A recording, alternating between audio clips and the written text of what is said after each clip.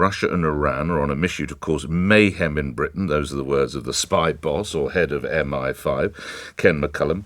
He says spies, assassins and terrorists pose the most complex threat in the UK in decades. And you'll hear in just a moment some of the words he said. He also talked about how Moscow's GRU intelligence agency is on a sustained mission to generate mayhem, could be responsible for arson, sabotage and more. Well, it's rare that someone in his position puts his head above the parapet, but here is the MI5 Director General, Ken McCallum. He's at the Counter Terrorism Operations Centre in central London. He started by talking about the changing nature of the terror threats the nation faces. He had a warning for hostile states such as I've referenced, Russia and Iran, who are attempting to disrupt and terrorise people here in the UK. It'll be clear to you that MI5 has one hell of a job on its hands. The first 20 years of my career here were crammed full of terrorist threats. We now face those alongside state-backed sabotage and assassination plots against the backdrop of a major European land war. We don't balk at the challenge. It's MI5's job. If you take money from Iran, Russia or any other state to carry out illegal acts in the UK, you will bring the full weight of the national security apparatus down on you. The MI5 Director General, or Spy Chief, went on to speak more specifically about the influence that Russian agents are attempting to exert here in the UK, calling out President Putin's henchmen in the GRU, the Russian security service, which is thought to have been behind the Novichok attack in Salisbury in 2018. The GRU in particular is on a sustained mission to generate mayhem on British and European streets. We've seen arson, sabotage and more. Dangerous actions conducted with increasing recklessness and having precisely the opposite effect of what the Russian state intends in driving increased operational coordination with partners across Europe and beyond. Now, while we've known of the threat from hostile states such as Russia and Iran for years, yesterday we heard for the first time about the terror threat posed to the UK by children. And here's Ken McCallum, the Spy Chief, again.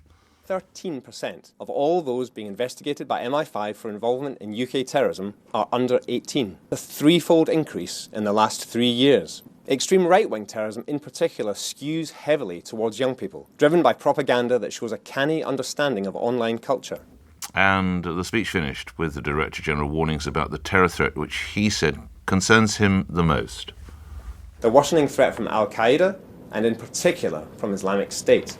Today's Islamic State is not the force it was a decade ago, but after a few years of being pinned well back, they've resumed efforts to export terrorism.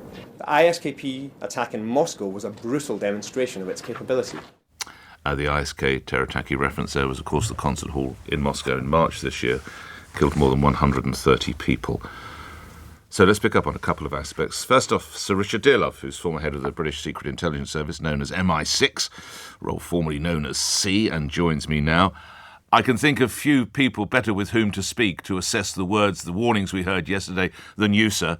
So your take on it. Good morning. Well, hats off to the Director General of the Security Service for going public. I think it's important people understand the seriousness of the situation. But I think if you're looking for a basic explanation, of course, it's the crisis that we see internationally in various places across the world. And an emanation of that crisis is an increased nation-state activity against the UK, particularly from Russia. And he also focused on Iran, given the topicality of that issue. And then, of course, you've got to worry about China too.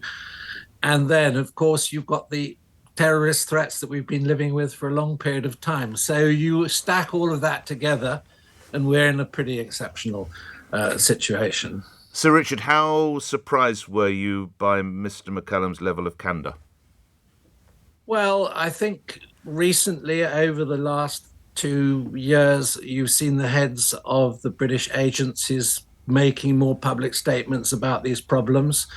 If you go back, I think, a year or so, Ken McCallum made a specific comment or gave a speech about China, which was unprecedented. A few weeks back, the chief of MI6, the current chief, Richard Moore, gave a joint press conference at Financial Times event with the head of CIA, unprecedented. I think, there's a decision clearly at the centre to try to sensitize people more to these problems. And I think that's a very good idea. In the past, they've been very much kept under wraps. I mean, what he's talking about is the generality of the threat. They're very careful not to be specific about operational information. So you can talk about it generally without giving away your secrets, if you see what I mean. Well, this will have been carefully worked out with his colleagues. He won't have freelanced this. What, Sir Richard, do you imagine he's hoping to achieve? Well, he won't have freelanced it at all. This is a clearly decided step that's taken. There'll have been discussions centrally in the Cabinet Office. There'll be an agreement with ministers.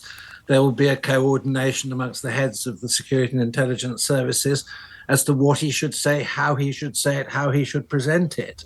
And I mean, the fact that he is saying the threat's so serious, I think, is a reflection that this is a pretty extreme situation that we're living in, and this isn't spontaneous. It's a very clear government step. I think the advice probably comes from inside the intelligence and security community, and the Prime Minister is asked to consider it, the Home Secretary, Foreign Secretary, and they'll say, "Yep, fine. I think this is a good idea to make this statement."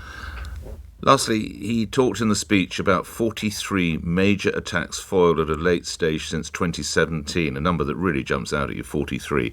Can you give us a sense of how that would compare with a 7-year period when you were running and were part senior figure within the MI6? Well, in that period, life was very different. I mean, it was the end of the Cold War. The international terrorist threat was only beginning to evolve in the way that it presents itself now. We were very much more preoccupied in those days with the IRA and Irish terrorism, related terrorism. There was a lot of activity on that front. So there was a major problem, but the nature of the problem was different. It wasn't internationalized to the same degree. We were learning more gradually as events unfolded about terrorist attacks. I mean, you'll recall the early activities of Hezbollah in Lebanon when they attacked American soldiers. I mean, you can remember some of those events. It was a different period, a different time, and we were not, I think, as sophisticated and clever as the agencies are now in dealing with the threat of international terrorism. But we were learning, and we were learning fast. And of course, I was in office during 9/11, and that was very much a defining issue. There was a before, there was an after, and the after was very different. And I think, in a way, you can draw a line, particularly on the issue of international terrorism around the events of 9/11. Grateful for your time as ever. Thank you, Sir Richard Dearlove. You were former head of the British Secret Intelligence Service, or MI6. 7:13. Let's get straight to Jonathan Hall, who is a KC and the UK's independent reviewer of state threat legislation.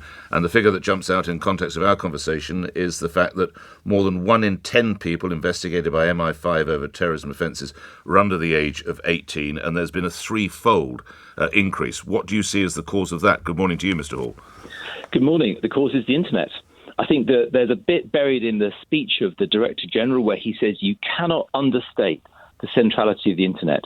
And you can bet your bottom dollar that the people who are being arrested, these children, are in the main almost all young, isolated individuals who get their meaning from the internet. And but for their ability to access all sorts of stuff on the internet, they would not be going down these rabbit holes. I mean, all of the different causes, all the exotic ways in which children are now getting drawn into terrorism.